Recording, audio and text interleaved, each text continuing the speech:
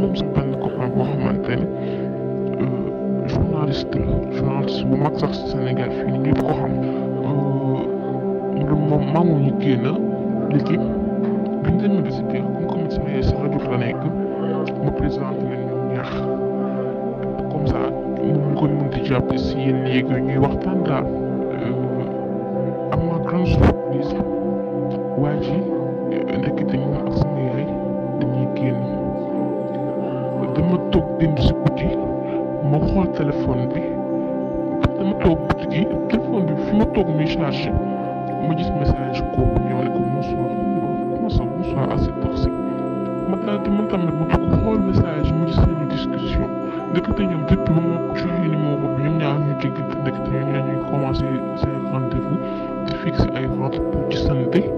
lépp xale bu góor en plus moom tamit du xale bu góor sax moom tamit mu ngi génn ak man ci suba léegi moom mu ngi génn ak sama yaay di génn ak man su ma amee problème moom daf ma koy fajal mais ay message yu salté yu ma si gis moom métti ma trop te da lay leer ni tey ci nga nekk sa copain génn ak moom mu lay defal lu nekk ngeen nekk seen relation da ngeen ne si biir affaire bi commencé wàññeeku man j'ai pas compris démb toute la nuit nelawuma sama xol bi jeex na xaw ma lan laa war a wax sama yaay te man sama yaay rek laa amoon dama ko daan présenté sama lépp mu am moom la ko daan lu mu nit may mu bokk koog moom nga sama papa dafa retraité ma am ak samay rakk lu mu am bokk koog moom rek te moom yooyu la may def te ce n'est pas la première fois mu def ko mosoon naa doon génn ak benn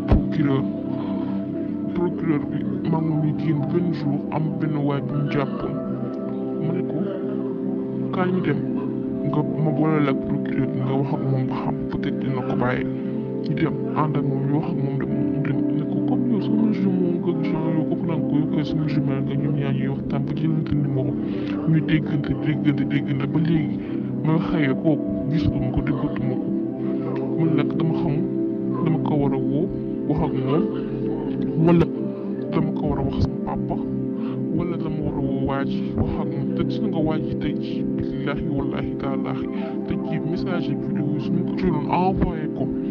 si benn site internet wóor na yàlla Sénégal dina réer parce que ku ñu respecté la si dëkk bi mais nag bëgguma weer ni ndax bëgguma ko def te en plus sama yaay tam bëgguma ko weer ndax nee nañ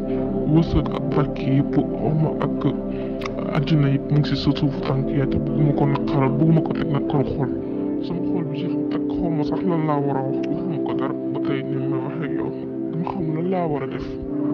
dama ko war a woo wax ak moom wala moo ko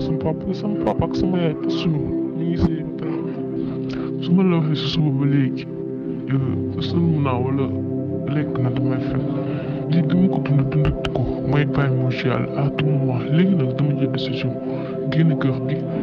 bàyyi ko tout tranquillement ne ko nag lu ma am Dakar lu ma def mu ñëw jokkoo lu ma sama far may mu ñëw jokkoo bu ma mayoon tey 100 000 yàlla xam ne 80 000 yi yëpp si moom la jëm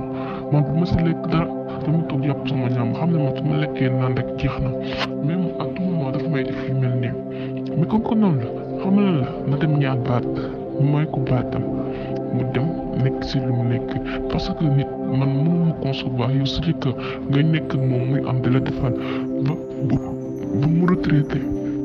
nga commencé di ko xas di jippi ay doom di xas te def yu kenn xamul naan waaw sama fasay mu amaat beneen ci kër góor yi mu fi naan tax sama bakk la bëri naan yu kenn xam ay wax yoo xamante ne c'est indécent yoo xamante ne man mii de moom sax tey jii nii rus naa ko sax wax te tamit man dafa may yàqal ndax bu ëllëgee dañ naan bu man xawma kan mooy doon sama jëkkër ne ko jël nga ko tak parce que yaay mag dama lu génn mu génn ak yaay imagine genre wax ñaaw loolu noonu ku nekk war na ko daw man du nekk fii di xaru wala di jëmante paaka wala di rey sama bopp wala dara noonu du ko def parce que man bàkkaar bi def ma si waxuma si ma si sonn moom nag bàkkaar bi ko attani ay jël na dem l'essentiel man moom jël naa décision bu muy jël man dootuma toogati dootuma wax teg moom dama bàyyi tout tranquille